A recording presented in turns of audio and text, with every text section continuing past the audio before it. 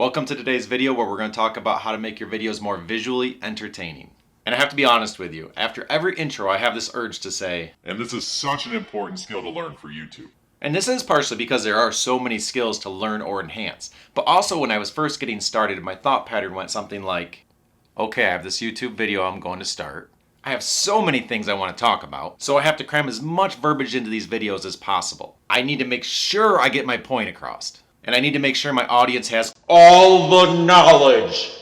But because I was so focused on this, my videos ended up being all on me talking to camera with nothing breaking that up. And here's the thing, it doesn't matter how entertaining you are, how good your material is, how prepared you are. If it is you talking to a camera for 10 to 15 minutes straight, doing nothing else with your video, people are going to get bored. And you are going to have a hard time building subscribers, keeping high retention rates, and to a degree even having a good click-through rate because people learn that they don't really want to watch your videos and they stop clicking on them when they see yours pop up. So we need to think of our footage in stages. And the first stage is A-roll, where you talk to the camera, and this is your base layer. But our secondary layer, or the B-roll, is what helps keeps viewers engaged, helps you tell your story, helps them kind of visualize what you're talking about instead of just seeing you the whole time. They see other things staying visually engaged while they still are listening to you. So let's start with an example. First, an A-roll, no cuts, straight to the point video.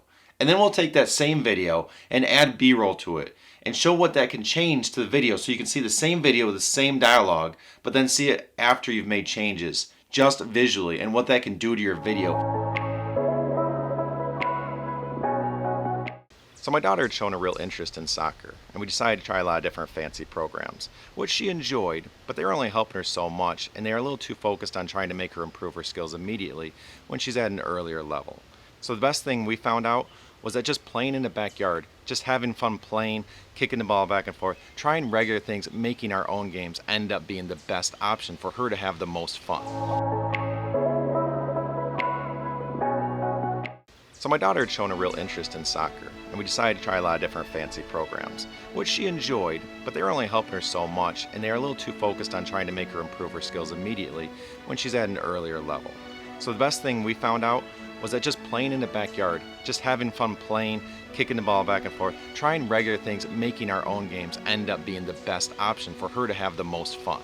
She doesn't even like soccer, but she loves being in my YouTube videos. And now that you've watched that, which version did you like better?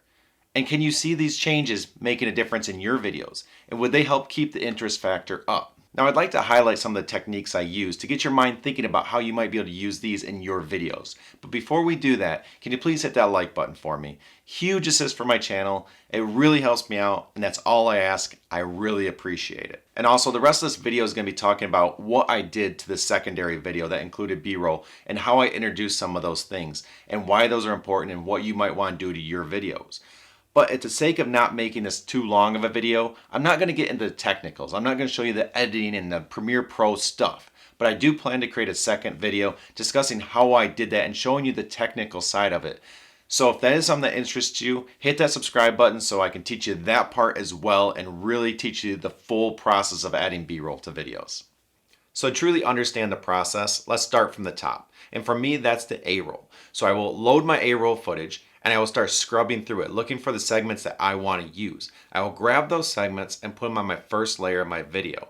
So it'll be kind of a rough cut, just the pieces I want to use put out there. From there, I will go through and completely clean it up. I will try to make sure that the audio sounds good. And sometimes when I do that, I'll actually close my eyes. I won't pay attention to the video, and I want to be able to tell, can I tell there's a cut there? Can I actually hear that something happened? Because when you're visually watching it and you know there's a cut, your hand might be over here and then it goes over here. But when you listen, is there a cut there? And if not, that's when you know you've done a good job. So work through, get everything clean to the point where the audio is great and the visuals are the best you can get them.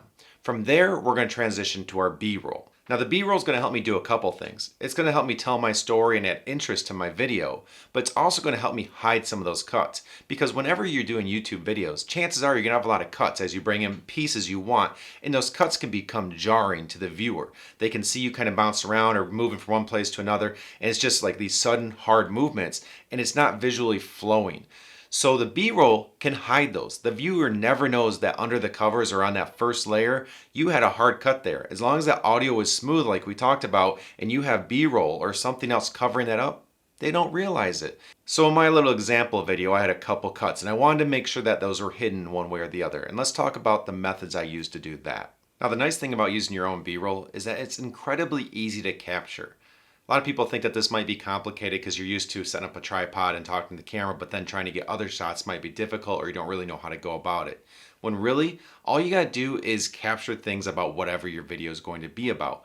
So that can be done in multiple methods. Now, sometimes that can be just putting your camera on a tripod and capturing scenes from what you're talking about. If you're talking about cooking, having a tripod set up, putting your camera on the cooking and getting different angles as you shoot.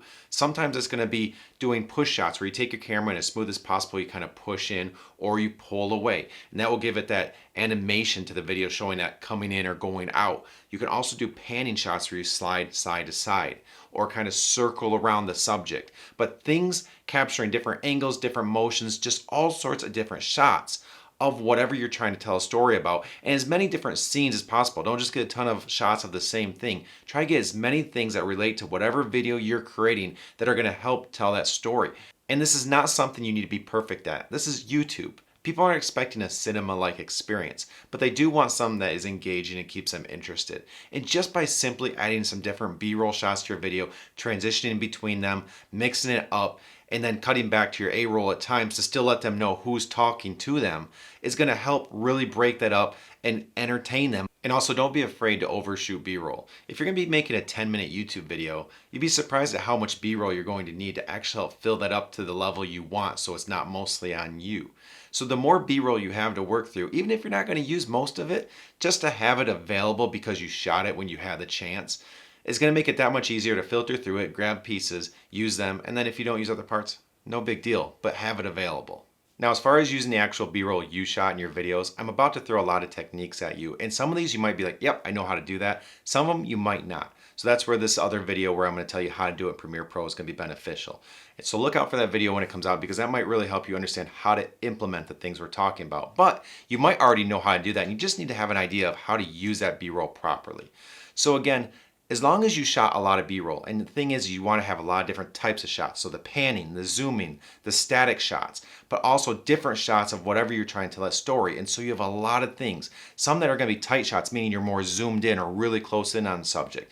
Like with my daughter when I was more zoomed in on her foot kicking the ball, but then I have another one of her more where I can see her whole body kicking the ball and dribbling it past me. And with all these different pieces of video, you'll be able to overlay them on your second layer. So your first layer, your A-roll is still there, but you're able to cut little tiny segments of these videos and overlay them on and really mix them up. And that's something I like to do. I don't like to do the same type of shot back to back to back because it almost just seems like the same type of content. You want to mix it up and go back and forth to kind of keep the viewer engaged and kind of seeing what's going on and trying to visualize things in their head instead of feeling like the A-roll just converted to the same B-roll and they're seeing the same type of shot over and over and over. And when you're doing the video editing, you're putting your B-roll into your videos, this is the part that can be a lot of fun because if you just take the B-roll, cut it and put in your videos, it's jarring. It kind of suddenly this new image is up on the screen and there's no transition.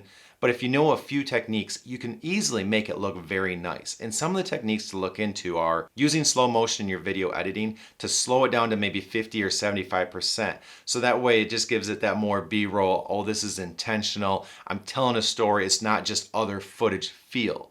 On top of that, using something like warp stabilizer. This will take an image and if when you were shooting it and maybe you weren't holding perfectly still, which is very hard to do, it will take that image and stabilize it and just make it look buttery smooth. So that way it just looks intentional, it looks good. The viewer might not pick up on it, but if it's jarring or bumpy or the camera shaking, they will pick up on that. So they'll never know you did it, but it's these little techniques that you can do that make it so they never know it because you did such a good job. On top of that, sometimes using a blur or a dip to black or a transition where it fades from one clip to the other can really help fade things in from piece to piece. Because if you just do hard cut, I am at this scene and now I'm at this scene.